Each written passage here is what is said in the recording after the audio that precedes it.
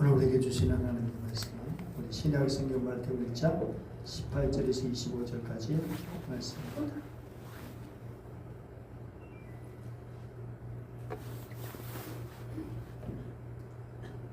예수 그리스도의 나심은 이러하니라. 그의 어머니 마리아가 요셉과 약혼하고 동거하기 전에 성녀롭게 된 것이 나타났더니 그의 남편 요셉은 의로운 사람이라. 그를 거두지 아니하고 가만히 끊고자 하였다. 이를 생각할 때에 주의 사자가 현몽하여 이르되 다윗의 자손 요셉아 내 아내 마리아 데려오기를 무서워하지 말라. 이 잉태된 자는 성녀로 된 것이라. 그가 어린이 이름을 예수라 하여 이는 그 자기 백성을 그 죄에서 구원할 자이시라. 이 모든 일이 된 것은 주께서 선자로 하신 말씀을 이루려 하심이니 이르시되 그가 소녀가 잉태하여 아들을 낳을 것이요 그의 이름은 임마누엘이라 하리라. 이를 거듭한즉 하나님이 우리와 함께 계시다. 요셉이 잠에서 깨어 일어나 주의 사자의 분부대로 행하여 그의 아내를 데려왔으나 아들을 낳기까지 동침하지 아니하더니 나의 이름을 예수라 하니라. 아멘. 1절 네 번째 주입니다. 성탄절을 기다리는 촛불 4개를 켜주면서 주님 다시 오심이 생명해지는 주일입니다. 오늘은 주님 탄생하시기 전에 어떤 일이 있었는지 그 일을 통해서 하나님의 말씀을 듣고자 합니다. 오늘 본문 보면 우리는 그동안 살아왔던 인생에서 가장 운에 찬 밤을 맞이한 한 사나이를 보게 됩니다. 우리의 상상의 나래를 펴고보면 마치 영화의 한 장면을 떠올리는 듯한 하나의 장면이 떠오릅니다. 무대는 베들레헴이 아니라 나사렛 어느 작은 밭, 잠을 이루지 못하고 뒤척이는 산에 이르는 누구일까요? 그 옛날 야곱의 11번째 아들이 요셉입니다. 그런데 본문에 나오는 사람이도 요셉이고 그의 아버지 역시 야곱입니다. 요셉은 목수였고 성실하게 살아온 청년이었습니다. 어쩌면 그의 인생 계획표는 완벽했습니다. 자란 여인 마리아와 정혼을 했고 1년의 정혼 기간이 끝나면 그녀를 아내로 맞이해서 다윗 가문의 명맥을 잇는 평범하고 행복한 가정을 꾸리는 그것이 바로 그의 플랜 A였습니다. 그런데 이러한 계획에 예상치 못한 균열이 발생합니다. 다름 아니라 그 약혼녀, 그 정혼녀가 임신했다는 것입니다. 근데 그게 자기 아이가 아닙니다. 이러한 여인은 당시의 율법에 따르면 돌에 던져서 죽게 할 죄입니다. 여러분이라면 어떻게 하시겠습니까? 당연히 요셉은 깊은 고민에 빠지게 되었습니다. 이런 모습은 마치 레네제라고 해서 지금 장발장이 자신의 정체를 밝혀 무고한 사람을 구할 것인가 아니면 침묵하고 시장으로서의 성공한 삶을 유지할 것인가 밤새 고뇌하는 장면을 연상케 합니다. 정의를 지킬 것인가 아니면 나의 안위를 지킬 것인가 이 처절한 모순 앞에 잠물이고 고뇌하게 했습니다. 이탈리아 화가 모데스토 파우스타니는 요셉이 고민한 그림을 화면처럼 이렇게 그렸습니다. 예, 전망서고요. 또 더 넘어가고 있습니다.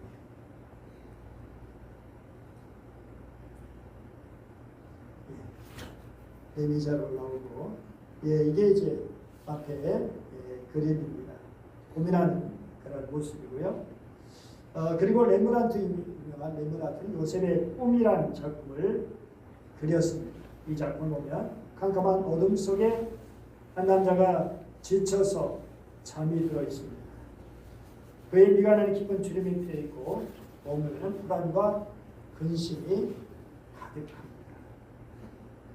요셉은 지금 배신감이라는 감정, 저 깊은 심연으로부터 끌어올라 율법이라는 정의, 그리고 마리아를 향한 측은지심 사이에서 온탕과 냉탕을 번갈아가면서 들어왔다 나왔다를 수도 없이 반복하고 있습니다. 오늘 말씀은 엄청난 인생의 방해 앞에서 요셉이 오는 실정적인 갈등과 그 틈을 비집고 들어오는 하나님의 위대한 계획을 그야말로 드라마틱하게 보여주고 있습니다. 이제 우리는 요셉이라는 주인공이 어떻게 자신의 상식과 계획을 넘어서 하나님의 주시는 구원을 이루어가는지 그 치열한 믿음의 여정을 함께 걸어가 보자 합니다. 18절 19절 말씀 같이 읽겠습니다. 시작. 예수 그리스도의 나심은 이러하니라.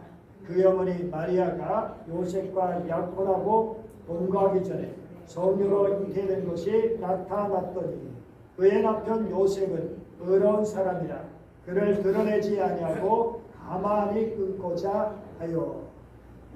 여기 두 가지 요셉의 성품을 보여주고 있습니다. 하나는 그는 의로운 사람이다 라고 하는 것입니다. 이 말은 어떤 뜻이냐? 그 당시 율법을 잘 지키는 사람이다 라는 것입니다. 그래서 율법으로 보면 가늠한 여인은 공개적으로 고발하는 일이 마땅한 일이었습니다. 그런 여인은 돌에 맞아 죽게 해야만 했습니다. 이것이 의로움입니다. 그런데 요셉에게는 또 다른 모습도 있었습니다. 자비로운 모습이 있었습니다. 그는 율법의 심판대 위에 그녀를 올려놓을 마음이 없었습니다. 그래서 그가 선택한 방법이 가만히였습니다. 나몰래 조용히 파혼하는 것이었습니다. 이런 나라 약혼은 정원이라고 해서 그냥 파혼이 아닙니다. 거기서 관계를 끊으면 이혼이 됩니다. 이혼. 정원도 결혼의 한 단계입니다. 어쨌든 가만히 끊는 것이 요셉이 취할 수 있는 최선의 자비였고 배려였습니다. 사람들이 뭐라고 얘기했겠죠. 할 수 있겠죠. 하지만 요셉이 비록 의롭고 자비로운 사람이었을지라도 그런 성품으로 결정했다면 어떤 일이 벌어질 것인가를 생각해 보십시오. 아이러니하게 그것은 하나님의 계획에 반대하는 일이 되고 말았습니다. 그의 의로움도 그의 자비로움도 하나님의 뜻을 막는 일이 되는 것입니다.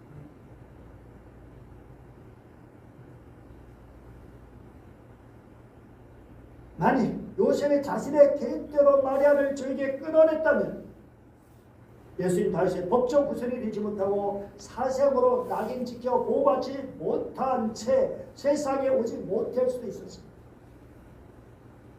물론 의롭게 돌로 쳐주게 만드는 말할 것도 없습니다. 영국에 나온 지성인 C.S. 루이스는 그의 저서에서 하나님을 종종 초월적 간섭자다라고 묘사합니다. 무슨 말일까? 우리는 우리 하나님께서 우리를 돕는 조력자가 되기를 원하시죠. 원하죠. 내 하나님 때문에 내 삶의 주도권을 뺏으시고 내 계획을 전복시키는 방해자처럼 등장하신다는 것입니다. 요셉에게 성령의 때는 축복이 아니라 자신의 명예와 인생을 송두째 흔드는 재앙 같은 방해였습니다. 여러분 25년 한 해를 어떻게 보내셨습니까? 연초에 세웠던 수많은 계획을 완벽하게 이루어졌나요? 무너졌다. 건강의 문제, 사업이 있습니다. 이런저런 일로 인해서 완벽하게 세웠던 플랜 A가 무너지고 찢겨나간 경험은 없습니까? 우리는 그때마다 이렇게 하나님께 묻고 기도를 합니다. 하나님, 제가 뭘 잘못했습니까? 저는 나에게 의롭게 살려고 노력하지 않았습니까? 그런데 오늘 본문 우리에게 분명히 말씀합니다. 우리에게 이 무너진 그 자리, 도저히 이해할 수 없는 고통과 혼돈의 그 자리가 바로 하나님의 새로운 역사가 시작되는 지점일 수 있다라는 것입니다. 요셉이 가만히 끊으려는 계획이 막혔기 때문에 예수님을 돕는 역사가 시작되었습니다. 오래전 청년의 일입니다. 그 청년 A기업에서 자동차를 고치는 정비사로 일했습니다. 협력업체에서 열심히 일하고 있었던 그는 본사 직원들에게 인정을 받아 본사 직원으로 이직하고자 조용히 지원서를 내고 시험을 준비했습니다. 계획은 조용하게 그리고 완벽하게 진행됐습니다. 1차, 2차, 3차를 잘 넘겼습니다. 그런데 4차에서 마지막 무슨 일인지 전혀 알 수 없는 이유로 그 계획은 산산조각이 나버렸습니다. 그 계획은 완벽하게 무너졌고 그래서 그는 고향으로 돌아올 수밖에 없었습니다. 그런데 놀라운 것은 그는 실패자로 선 것이 아니라 하나님의 거룩한 방해 앞에 섰다는 것입니다. 왜 조용하게 지내는 것 어떤 일이 막히겠습니까? 그는 하나님의 새로운 역사를 품을 수 있는 놀라운 기회를 맞이할 수 있게 되었습니다. 여러분의 말씀 우리에게 주에게 권면합니다. 나의 이론, 나의 상식, 나의 완벽한 계획을 십자가에 내려놓으시기를 바랍니다. 내 인생에 찾아오는 예기치 못한 사건들을 불행이라고 부르기 전에 하나님의 걸어오시는 거룩한 싸움으로 인식할 수 있는 영적 민감함을 가지시기 바랍니다. 이 민감함, 하나님의 계획을 품을 수 있는 은혜를 제공하게 됩니다. 이런 인식이 하나님의 은혜의 공간을 이끄는 은혜, 우리 모두에게 있기를 축복합니다. 20절에서 23절 말씀 읽어보죠. 시작. 이를 생각할 때에 주의 사자가 현몽하여 이르되 다윗의 자손 요셉아 내 안에 마리아 데려오기를 무서워하지 말라. 그에게 잉태된 자는 성녀로 된 것이라. 아들을 낳으리니 이름을 예수라 하라. 이는 그가 자기 백성을 그들의 죄에서 구원할 자이심이라 아니라. 이 모든 일이 된 것은 주께서 선자로 하신 말씀을 이루려 하심이니 이르시되 보라 처녀가 잉태하여 아들을 낳을 것이요 그의 이름은 임마누엘이라 하리라 하셨으니 이를 번역한즉 하나님이 우리와 함께 계시다 합니다.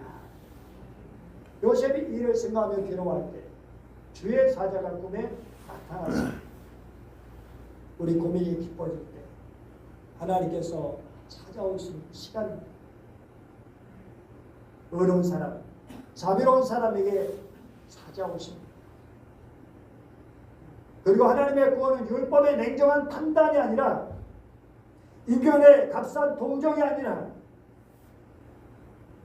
임마누엘 은혜의 약속을 믿는 것으로 이루어진다는 것을 알려줍니다.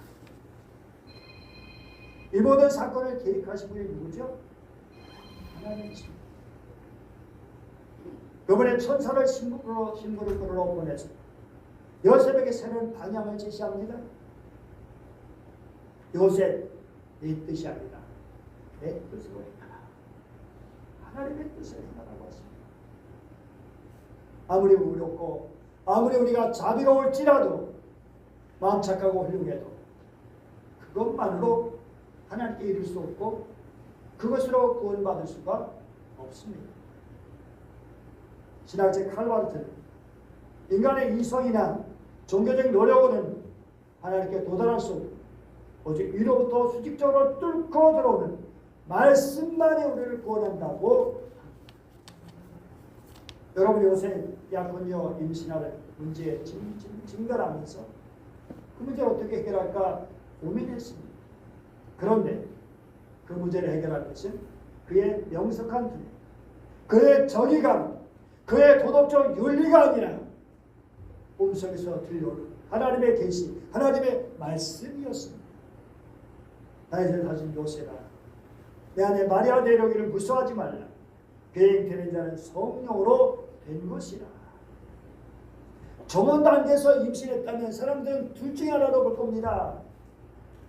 하나는 여인이 다른 남자와 관계해서 임신했거나, 또 하나는 신랑이 정해진 기간을 지키지 못하고 임신하게 만들었거나, 그 어떤 경우도 정상적이 아니었기 때문에 엄청난 비난과 정죄를 받을 수밖에 없었습니다. 참으로 무서운 일입니다. 그런데 뭐라고 말하죠? 무서워하지 마라. 다르게 말하면 두려워하지 말라. 왜냐하면 인류 구원을 해서 마리아가 성녀로 임신하게 되었기 때문입니다. 그러므로 당연히 누가? 하나님께서 책임지신다는 것입니다. 하나님께서 이루어 가신다는 것입니다. 아무리 수많은 사람들이 정죄하고 비난하고 어떻게 할 수 있을지라도, 그러나 하나님께서 막아내시고 하나님께서 이루어 가신다는 것입니다. 우리는 사람들의 비난과 손가락질을 받는 것, 나쁜 사람이라 욕을 먹는 것 싫어합니다. 두려워합니다. 애를 받는 것 무섭기도 합니다. 그러나 우리 주님께서 붙들어 주시면 능히 이길 줄 믿습니다. 주님 안에서 넉넉히 이길 수 있을 줄 믿습니다. 그래서 아들을 낳을 것입니다. 그 이름을 예수로 하라. 그 이름은 자기 백성을 그들의 죄에서 구원할 자이시다. 예수, 여호수아, 호세아, 여호와는 구원이시다. 구원이라는 뜻이 들어있습니다. 당시 유대인들은 로마의 압조에서 해방시켜주는 정치적 영웅을 기대했습니다. 저들은 로마가 문제였습니다. 로마가 장벽이었습니다. 그러나 하나님 본질을 꿰뚫어 보십니다. 인류의 진짜 문제는 로마가 아니다. 이게 뭐냐? 죄라고 하는 것입니다. 그 죄 중에 로마도 들어있는 것이죠. 죄 문제를 해결하지 않고는 진정한 평화가 없기 때문입니다. 그리고 임마누엘, 즉 하나님이 우리와 함께 하시다는 말씀은 이사야 7장 14절 예언의 말씀이 성취된 것입니다. 프란츠 카프카의 성도 캐슬이라고 하는 소설이 있는데요. 여기의 주인공이 K입니다. 이 K는 성에 도달하려고 끊임없이 노력합니다. 우리나라에서도 여러분 연극을 이렇게 하기도 하고 그런 장면이 나오기도 합니다. 여기서 캐슬, 성은 절대적이고 무한 권력의 상징이고 구원을 말하죠. 하지만 이 K라는 사람이 실패하고 결코 닿지 못하는 소외와 단절을 경험하게 됩니다. 이게 현대인의 모습입니다. 그런데 성경은 우리에게 말씀합니다. 우리가 성으로 올라가는 것이 아니라 성의 주인이신 누가? 하나님께서 어디에? 우리에게 내려오신다. 그리고 함께 계신다. 얼마나 은혜스러운 일입니다.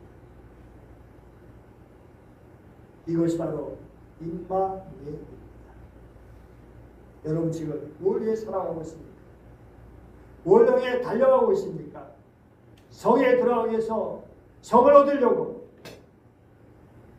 지금 여러분 무엇을 해결해 달라고 기도하고 있습니다.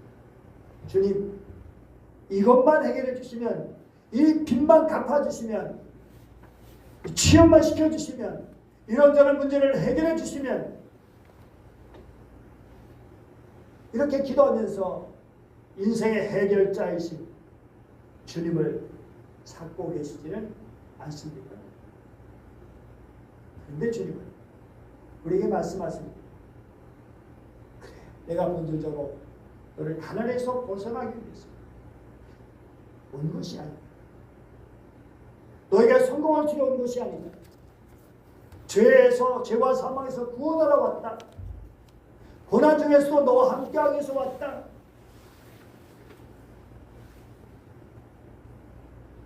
이 대림절이 우리가 회복해야 할 근본적인 문제. 그 문제 해결을 위한 갈망이 아니라 죄사함의 감격과 하나님의 인재입니다. 마라나타 주 예수여 오시옵소서. 내 심령에 오시옵소서. 우리 가정에 오시옵소서. 주님을 경험하고 주님 안에 살게 하옵소서. 이 고백 하나님께서 우리 구원자로 오시는 임마누엘의 은혜를 경험하게 하십니다. 막힌 답을 하시고 진정한 구원의 백성으로 나아갈 길을 열어주실 겁니다. 세상에서 가장 고귀하고 소중한 일, 하나님께서 내 삶에 직접 찾아오시는 일입니다. 우리는 때로는 인생의 바위 앞에 섰다고 느끼지만 하나님께서는 임마누엘로 함께 하셔서 우리를 격려하시고 위로하시고 우리의 힘이 되어주십니다. 고난 속에서도 이길 수 있게 해주십니다. 제사장가 요셉에게 뭐라고 말했죠? 마리아 데려오기를 무서워하지 말라. 오늘 성령께서 우리에게 하나님의 뜻대로 살기를 무서워하지 말라 말씀합니다. 이말 하나님은 항상 우리 모든 상황 속에 함께 하십니다. 그래야 우리를 주님의 임재로 이끌어 주십니다. 이것이 바로 대림절을 보내는 성도에게 주신 하나님의 놀라운 은혜이며 선물입니다. 24절 25절 요셉이 잠에서 깨어 일어나 주의 사자의 분부대로 행하여 그의 아내를 데려왔으나 아들을 낳기까지 동침하지 아니하더니 남의 이름을 예수라 하니라. 24절 말씀 오늘 이야기의 절정입니다. 덴마크 철학자 게르 헤골 신앙을 뭐라고 표현하면 도약이다, 립이라고 표현했습니다. 합리적으로 따져보고 그래서 이해가 돼야 믿는 것, 그게 신앙이 아니라는 것입니다. 벼락 끝에서 하나님의 약속 하나만 믿고 뛰어내리는 것, 이것이 신앙입니다. 요셉에게 마리아를 데려오는 일, 사회적 매장과 수치를 감수하는 벼락 끝 선택이었습니다. 그런데 그는 논쟁하지 않았습니다. 따지지 않았습니다. 그저 깨어 일어나 행했습니다. 그들 무슨 일이 일어나는지는 알 수 없습니다. 그런데 성경에 기록되지 않았습니다. 그것이 그것은 중요한 문제가 되지 않았다는 것입니다. 성경 전체에서 요셉은 한 마디 말도 남기지 않습니다. 그는 말이 없는 사람, 그의 침묵의 순종, 그것이 아기 예수를 살렸고 이집트로 피신시켰고 나사렛에서 길러냈습니다. 말이 남많은 시대에 요셉의 침묵, 가장 운명적인 신앙의 증거입니다. 신앙은 말보다 행동으로 하는 것입니다. 열심히 하지만 순종하지 않는 그런 아들처럼 되어서는 안 될 것입니다. 데이트의 보네포 목사는 순종 없는 믿음은 믿음이 아니다 라고 말했습니다. 요셉은 자신의 인생, 자신의 평판, 자신의 의로움, 자신의 선함, 그것을 내고 그것의 대가를 지불하고 예수님을 얻었습니다. 그리고 그 인생에서 가장 복된 사람 중에 한 사람이 되었습니다. 사랑하는 성도 여러분, 오늘 말씀 듣고 좋은 말씀이다 그렇게 감동하는 것만으로는 부족합니다. 신앙은 낭만도 아니고 감상도 아니잖아요. 도덕적 좋은 교훈도 아닙니다. 참된 신앙 깨어 일어나는 것입니다. 깨어 일어나 삶의 구체적인 영역에서 순종으로 나타나는 것입니다. 내가 순종해야 할 구체적인 영역은 어디일까? 각자가 다를 것입니다. 만약 하나님께서 그 사람을 용서해라 라고 말씀하시면 용서하지 못할 이유를 100가지나 들면서 불순종하지 말고 나의 계산법을 내려놓고 용서를 선언할 수 있어야 합니다. 용서를 선할 때 가장 강의 요소인 자존심을 꺾을 수 있도록 성령의 임재를 간구해야 합니다. 내 생각과 상식으로 도저히 할 수 없지만 하나님의 강력한 임재 경험할 때 말씀 앞에 설 때 불가항력적인 은혜로 말미암아 용서를 선언, 실제로 용서하는 그런 경험을 할 수 있을 겁니다. 이러한 의미에서 상식을 뛰어넘는 도약립이라는 신앙을 경험하게 됩니다. 하나님께서 그곳으로 가라 하고 말씀하십니다. 두려움을 떨쳐버리고 믿음의 발을 내디뎌야 합니다. 만약 요셉이 자기 생각과 판단을 뛰어넘지 못하고 천사의 말에 순종하지 않았다면, 그래서 마리아를 데려오지 않았다면 우리에게 기쁨의 성탄은 없는 것입니다. 이처럼 우리의 순종이 없다면 우리 삶 속에 아기 예수님은 다시 태어날 수가 없습니다. 예수의 능력이, 예수의 사랑이, 예수의 생명이, 구원이 나타날 수가 없습니다. 그러므로 우리는 우리의 생각과 상식과 윤리적인 기준마저 내려놓고 말씀 앞에 계산 없이 순종하시는 믿음이 있어야 합니다. 순종은 위대한 사람이 하는 것이 아닙니다. 요셉이 위대한 사람 아닙니다. 마리아가 위대한 사람 아닙니다. 그냥 평범한 시골 사람들입니다. 좋은 사람들입니다. 그런데 그들의 순종을 통해서 놀라운 구원의 역사가 일어났습니다.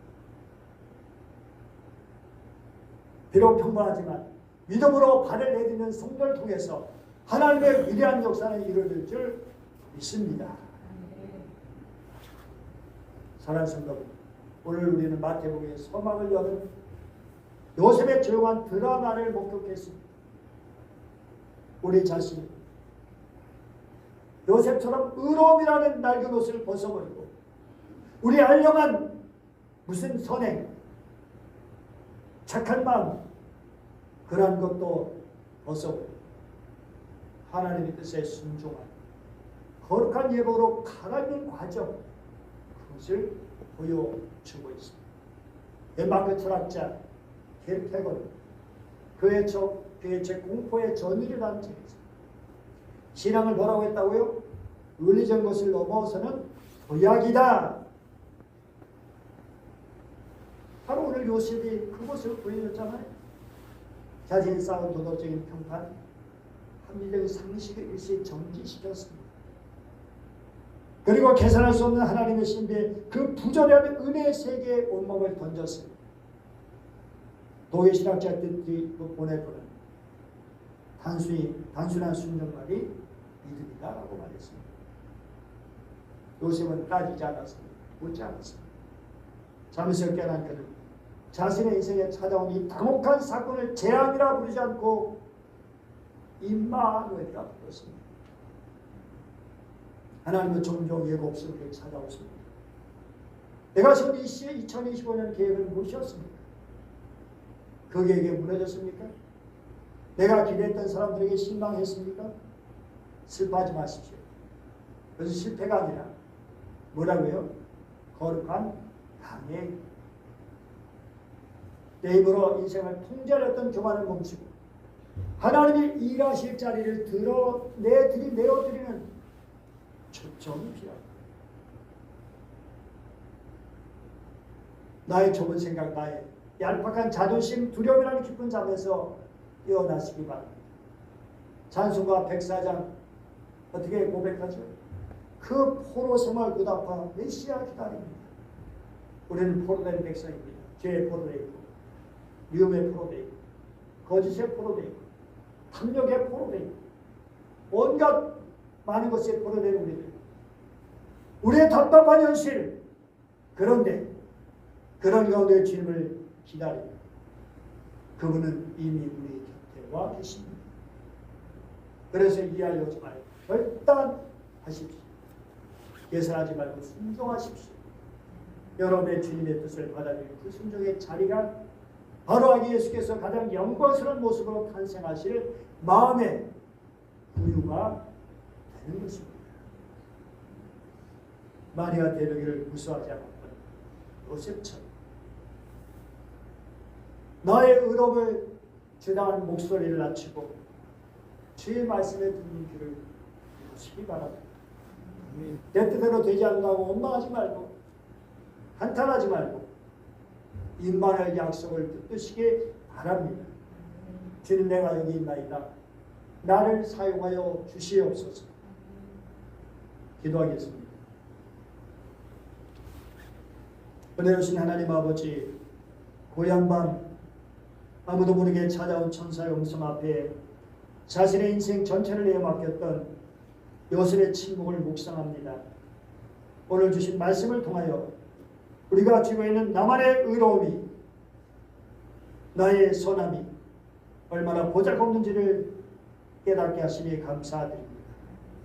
주님, 우리는 너무나 자주 두려워합니다.